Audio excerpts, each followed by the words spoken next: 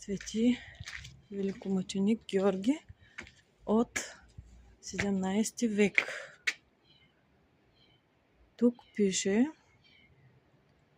че работното време от 9 до 17 часа, посещава се по предварителна заявка на телефон 0885 105 282. Така. И може да си купите билети на касата на църквата Свети 40 мъченици. Надявам се, че сезона е започнал. А ето тук. Църквата Свети Георги.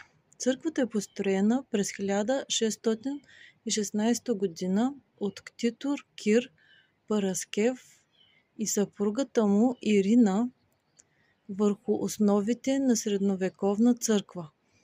Под входа на същинската част на църквата е запазен надпис на гръцки език.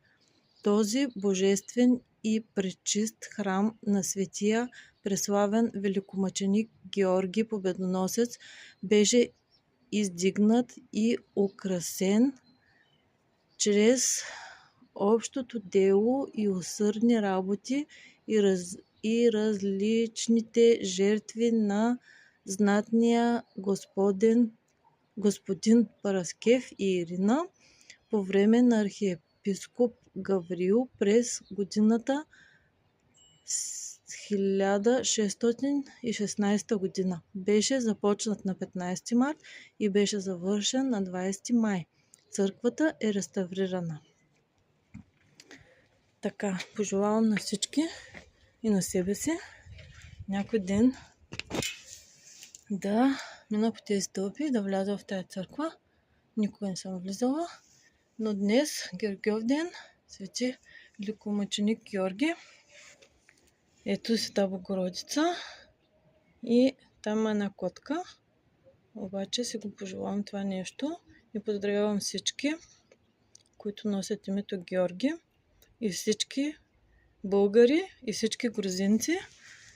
И Христос воскресе! Наистина Христос воскресе! Бъдете живи и здрави в Бога. С Бога. Ето го и храма отвън. Ще ви го покажа.